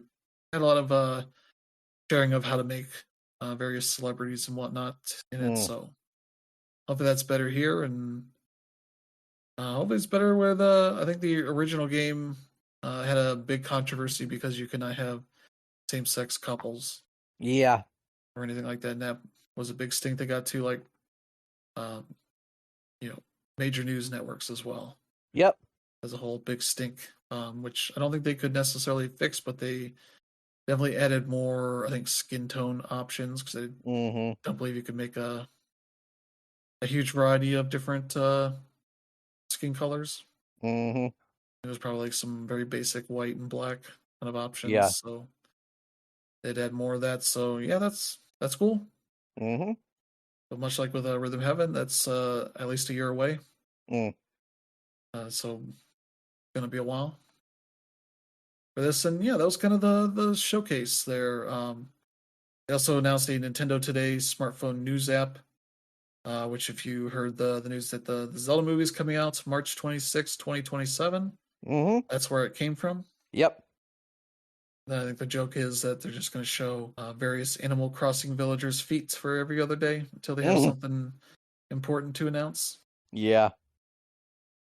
So yeah, that was the showcase where it's like, okay, Nintendo announced a number of things, but none of them have dates. None of them seem like they will be out in anytime soon. Mm-hmm. And so it kind of makes it a weird showcase with the Nintendo Switch 2 Direct Mm. happening here on Tuesday. That it's like, all right, so why did this not have more concrete Nintendo releases for the Mm-hmm. near future? And it's like, probably because They're they're saving going to all that have, stuff for the Switch 2 reveal. yeah. 'Cause it's like, I would imagine a game like Metroid Prime 4 might have a Switch 2 version Mm-hmm. and might have a date as a result of that. Then it's like, why even talk about it here, Mm-hmm. other than like it's still on the Switch, I guess. Maybe Mm-hmm. messaging wise, what's going to be cross platform and what's going to be exclusive to the next Switch. Mm. That might be part of their reasoning for that. But yeah, that's an interesting showcase. Mm-hmm. Anything here that really struck your fancy, Brandon? Well, Metroid Prime 4 obviously is kind of the big one, at least for me, because that game has been in the making for a long ass time. Yeah, to be clear, that game got announced the first E3 Direct after its launch Yep. in 2017. That's how long we've been waiting. It Yep. was literally announced during the first Trump administration. It coasted through the Biden administration. Now is coming out here in the second Trump administration. Yeah, that's how long it's been. How long it's been, basically. Let's see what else. Um, well, honestly, like Shadow Labyrinth looks kind of neat because I do want to see what they do with that. There's also let's see, where is it? I just saw it like 5 seconds ago. Star Overdrive looks neat. Um, Witchbrook actually looks pretty cool too. Um, I want to see how that ends up going. Uh, I do also want to play Rhino Remastered because I want to get back into those old games. And the Dragon Quest stuff looks good too. What was the? Let's see. I'm trying to remember what was the one that had like the hand drawn visuals. The Eternal Life of Goldman. That's the one. Yeah, that actually looks amazing, and I want to give that one a shot too. But yeah, that's pretty much it. Yeah, I mean, I've already played High on Life and its better versions, and honestly, I can't go through that again. yeah. So yeah, we got the. I guess we want to talk a little bit about the Switch 2 Direct that's happening this week. Hmm. Um, it'll be interesting to finally get details on all that. Hmm. And I'm wondering sort of what you're hoping to see out of it, like games and Hmm. obviously price and date and all that. We are hoping for, but anything else you're hoping to see? The Switch 2 Direct, Yeah, honestly, I mean, obviously, the big one would be the new Mario game, because like that's what happens with every new Nintendo uh release. They got to have the Mario game to cap it off. So that's going to be like the big one for me, especially yeah, because and it's going to be hard for them to top Super Mario Odyssey because that game was a revelation as far as the whole franchise is concerned. Like it basically redefined Mario in so many ways. So I mean, I'd be completely cool with just another Odyssey, a sequel, an Odyssey 2. Um, I'm not expecting to see a new like mainline Zelda game to be revealed, because those games are usually the Zelda games typically tend to sort of work in the shadows before they decide to reveal them. how about a Tears of the Kingdom remaster? So do some way to upgrade it to run better and look better and all that? Honestly, if they did like a remaster for both it um and Breath of the the first Wild. Breath of the Wild, yeah, that would be a good start. Um, I would like them to go back to Star Fox again because I miss that franchise. I want to see them again. And like honestly, Nintendo does have like this rich catalog of franchises that they've only recently started bringing out westward. That I would like to see them go back to. Also, I really want to see like what the next Monolith Soft project is going to be. Yeah, So things I want to see from the Switch 2 reveal, and honestly, I'm not going to be able to like effectively marshal all my thoughts until that reveal comes. So yeah. That's about all I can think of at the moment. But yeah, really, the new Mario game is tip top for me. Yeah. Trying to see when this thing is happening. Okay. 6 a.m. Pacific time, so 9 a.m. Eastern time. Mm-hmm. That'll be fun to see a bunch of people on the West Coast having to get up real early just to see what the hell's going Yeah. on. Yeah. What day is that? Tuesday. Tuesday. All right. We'll see. Yeah. Can't wait to see it. Seems like people are expecting pre-orders to go up pretty quickly after that Oh sometime yeah. soon. Because I think because remember there's those in-person events they're Mm-hmm. letting people check out some games and that starts literally I think on Thursday. Or no, it'll be on Wednesday morning. Okay. Wednesday morning, and then yeah, the events are on Friday. Essentially, the weekends for the next couple of weeks in different cities. So we were expecting the thing to be out in the summer at some point, maybe June, May or June. We'll see, and then pre-orders probably be happening here in the near future. So Mm-hmm. we'll have to see how that turns out. But yeah, let's see here for let's see. We got our release preview here for the next couple Mm-hmm. of months. Very heavy on April and May, but June's got some nice stuff. We'll run through Mm-hmm. this here pretty quickly. April 1st, so on Tuesday, we got Koira for PS5 and PC. This is a new game that is being published by Don't Nod Mm-hmm. from a studio called Studio Tolima. Yeah. It's like a musical adventure game that looks pretty neat. Yeah. April 2nd, we got Croc, Legend of the Gobos, the Mm-hmm. remaster of the PS1 game. Yeah. That's on everything. Yeah. Let's see, on the 8th, we got Ixion. This is a neat little like city builder, but set in like a big space station Mm-hmm. kind of area. That's on PS5, Xbox, and PC. Mm-hmm. Also on the 8th, we got South of Midnight for Yeah. Xbox and PC. So that'll finally be out. That's one I'm anticipating right there. Yeah. Then on the 9th, we got Descenders Next, the new game in that series where instead of biking, it's about snowboarding. Mm-hmm. So you got that. That'll be on Xbox, PC, and Game Pass. Um, let's see. We also got on the 10th, Mm-hmm. Blueprints. This Yep. is on PS5, Xbox, PC, and will be a rare game that's on Game Pass and PlayStation Plus. Yeah. That's a big, little like puzzle adventure game. Mm-hmm. So that's looking neat. Yeah.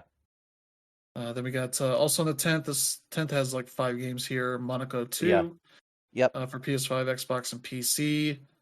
Then there's Promise Mascot Agency Mm-hmm. for PS5, PS4, Xbox, and PC. That's from the developers of Paradise Killer. Mm-hmm. It has similar like weird vibes to it, though the voice cast has some interesting like industry figures. Mm-hmm. They got the voice actor for Kiryu's in this, but also Shuhei Yoshida Mm-hmm. doing a character here. So Mm. they got some neat stuff there. Star Overdrive, as we mentioned, is out April 10th. Mm-hmm. And then also on April 10th is the Talos Principle Reawakened. They're doing a remaster or maybe a remake of the Yeah. original game, making it Yeah. look better and all Yeah. that. That game was really good.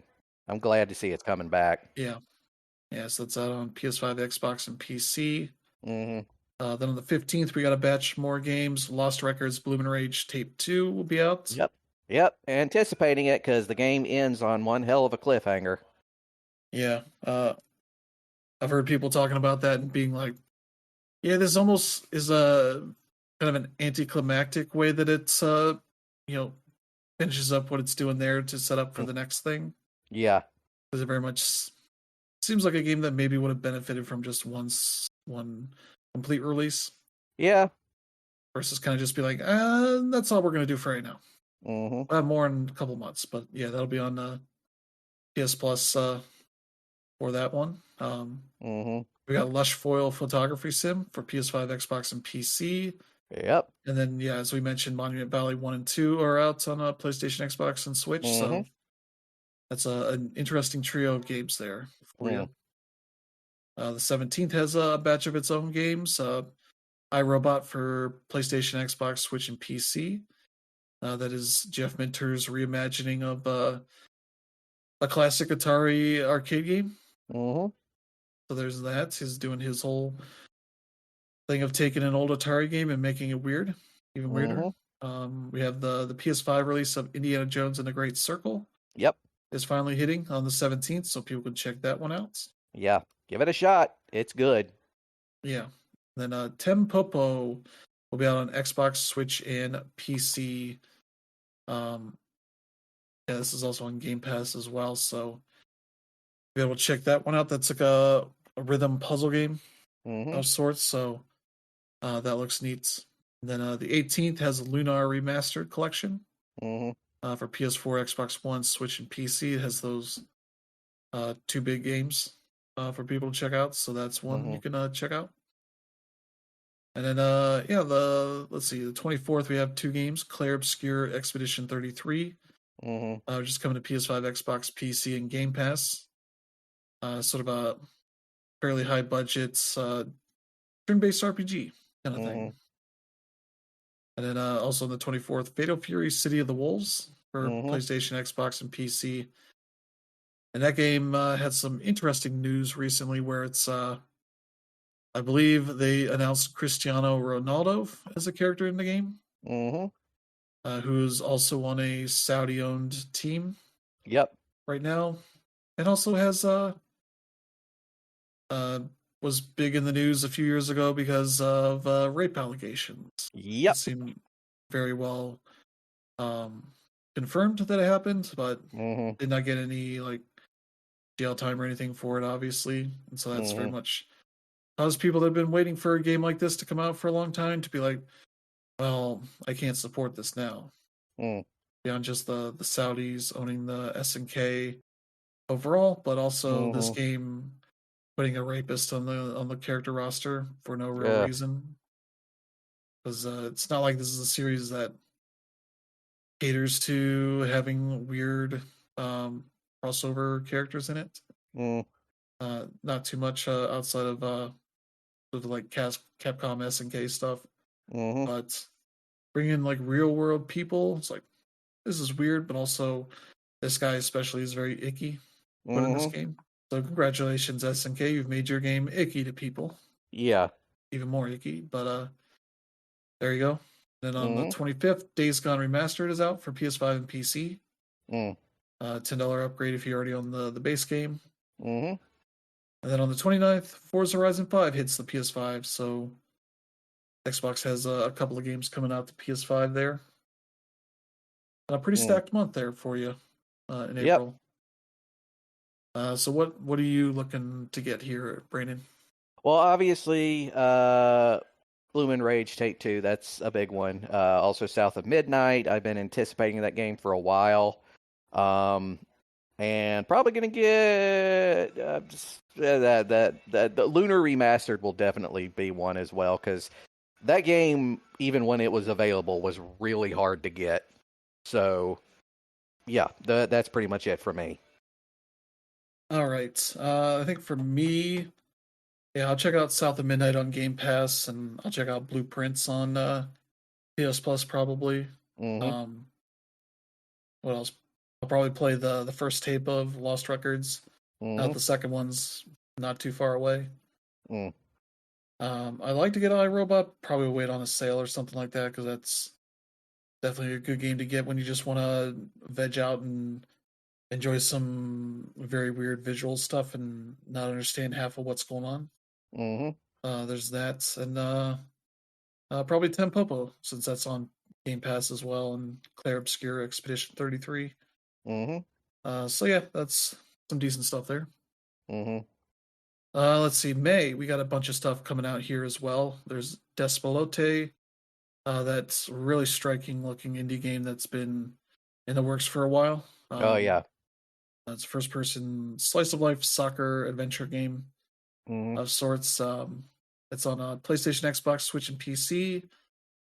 On the 6th, we got a couple games. Captain Blood, Mm-hmm. which is an action adventure game where you're a Pirates. That's been in the works since the Xbox 360 days, and kind of never got the time and funding to finish, but Mm-hmm. now it's been finished all these years later, Yep.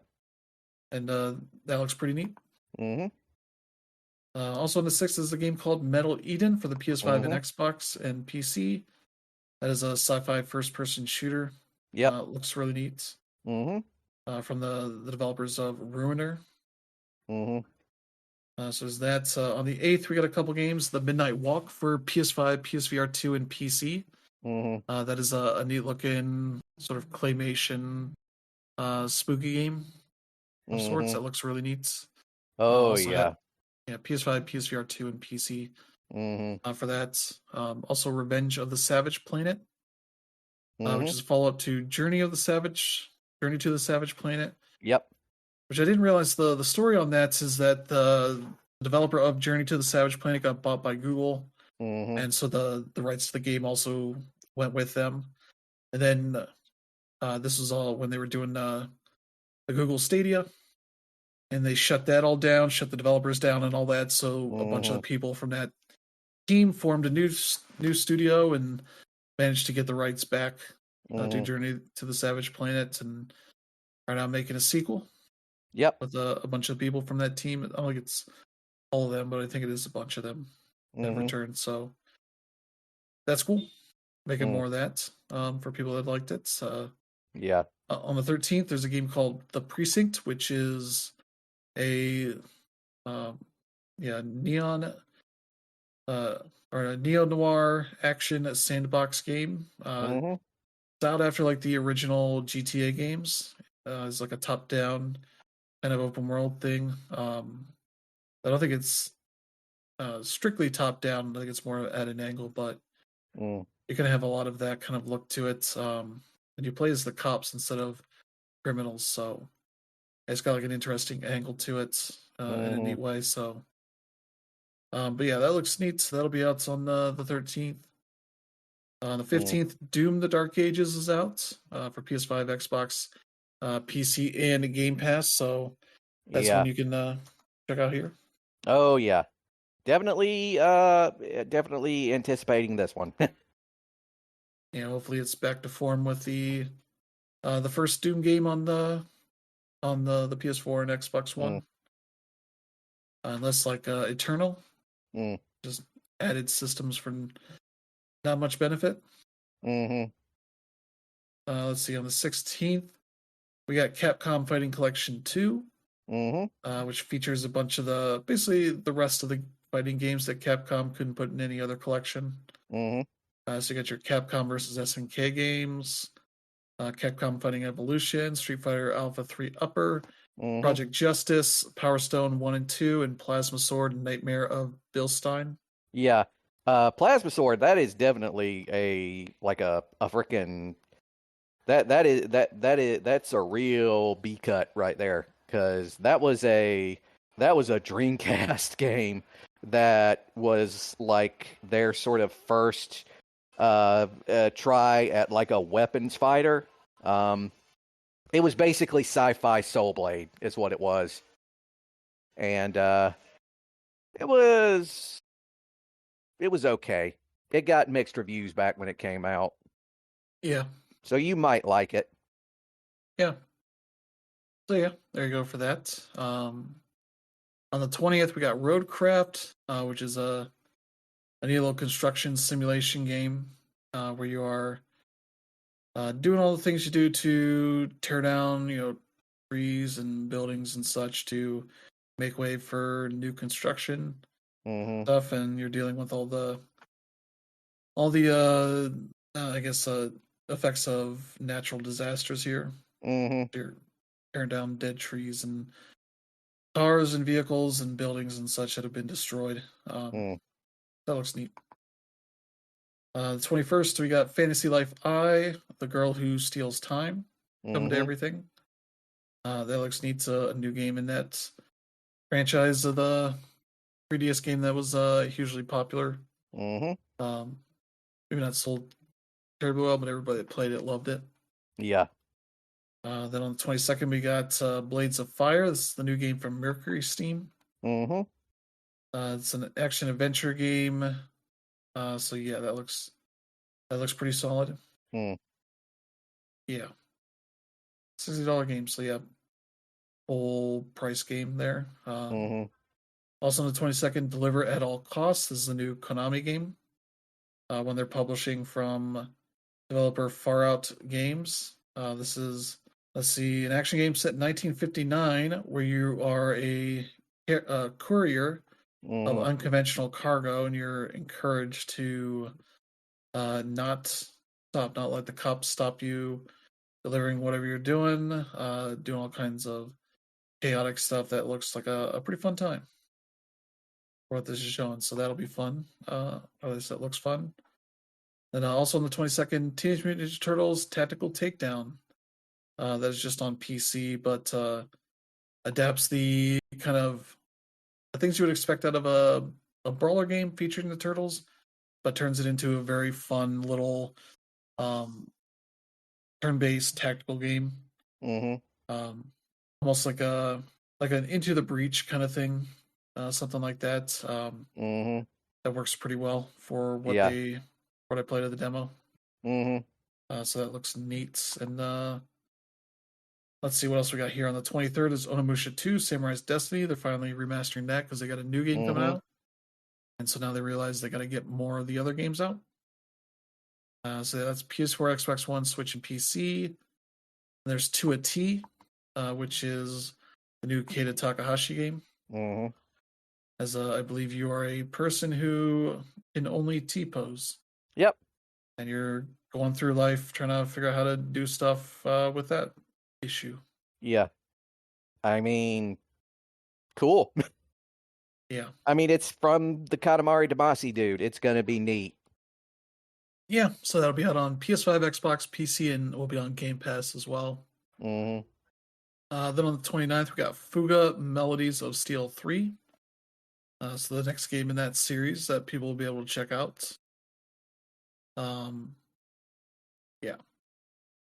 Then on the 30th here, we got 3 games. Elden Ring Night Rain finally be out. PlayStation, Xbox, and PC. I feel like this is a weird release because I feel like there's no real hype for this game. Once it was like announced to be largely multiplayer focused, that it kind of took a little bit of the hype out of the game as far as people expecting this to be like a sequel or some sort of expansion of sorts to it. So I'm curious to see how people take to it when it does launch here. But yeah, it's a $40 game, so that's interesting. They're going cheaper on this one. Mm-hmm. Let's see. Also on the 30th, we got Lost Soul Aside. That is finally out. Speaking of games that have been in development for a long time, that's one that was made by. Is this the Chinese developer? I think so. That was working on it by himself for a few years, and maybe has hired some more people, having Sony publish this and helping bring it over to the West.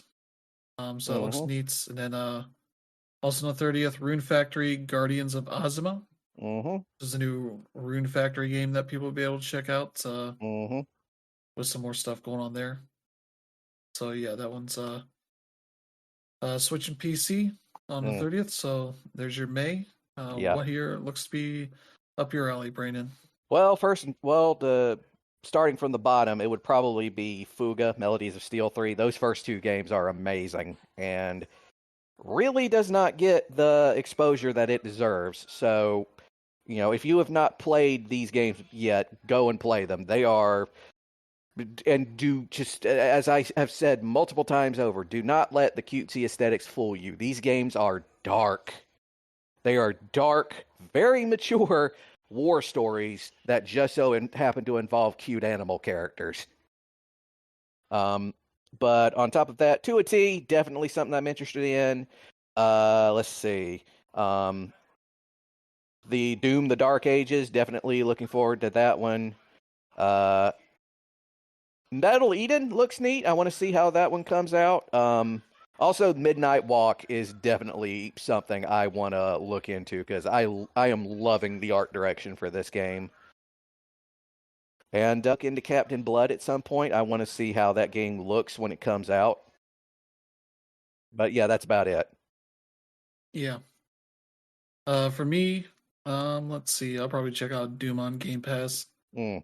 See how that turns out. I think the ones I'm most interested in is Fantasy Life I, The Girl Who Steals Time, and TMNT Tactical Takedown.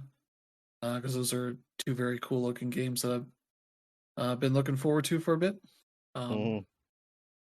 I think 2 T as well is going to be one I'm going to check out since that's on Game Pass.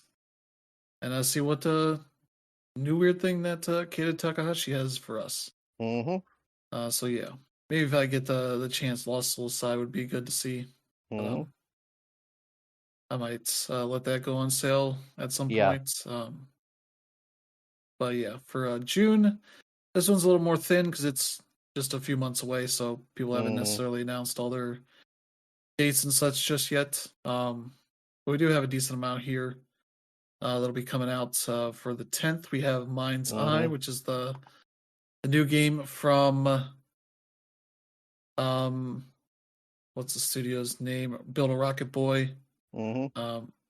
One of the main devs from the GTA games, Rockstar. That's his new thing, and he's very much making us like a story driven action adventure game, like maybe in the vein of an Uncharted or something like that, where you're just having like one big long adventure Mm-hmm. that maybe takes 8 to 10 hours or something to beat. Um, that is a style of game we don't really get much anymore. Mm-hmm. But yeah, that'll be out for $60 on the June 10th. Mm-hmm. That'll be one to check out. 17th, there's Tron Catalyst, Mm-hmm. the new game from Bithell Games that is going to be part action adventure game, part visual novel.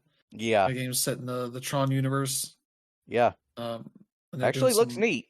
yeah, they can do some original storytelling in there, so that's cool. Mm-hmm. After they did their own sort of just narrative focused game, Tron Identity, a Mm-hmm. couple years ago, so they're able to follow it up with a new thing. Mm-hmm. So yeah, that looks cool. Yeah. That's on everything. And as we mentioned during the direct, Right Out Remastered, The Mystery of the Soulless Army Mm-hmm. will be out on everything on the 19th. The 26th has 3 games going at it. Death Stranding 2 on the beach Mm-hmm. for the PS5. Ruffy and the Riverside for PS5, Xbox, Switch, and PC.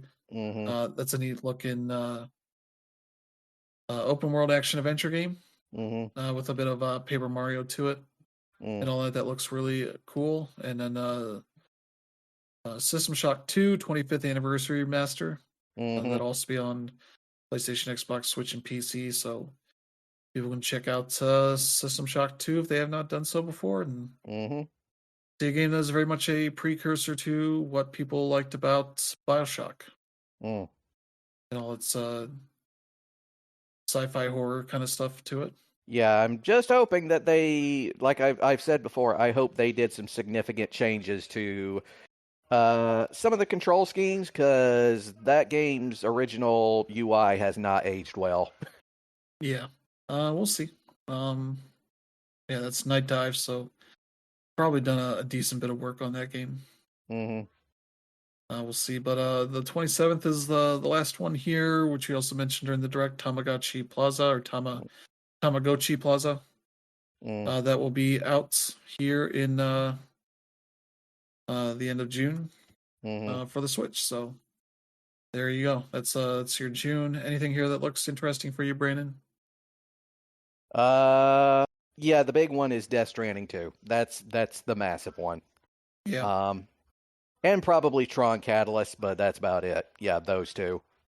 yeah, Mostly, although Mind's Eye does kind of look neat, but I'll have to see.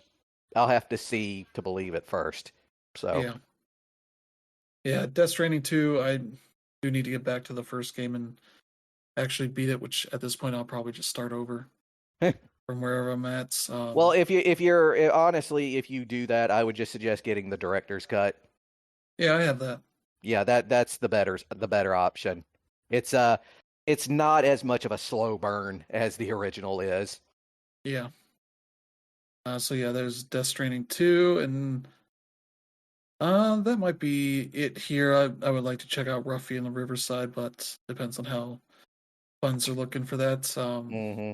That's one I've been looking forward to. I really like the look of it and all that, so I'll have to see how things look in June. But yeah, that's gonna do it for the show this week. That was a lot, but we'll have more to talk about here coming up as we got the Nintendo Switch 2 Direct.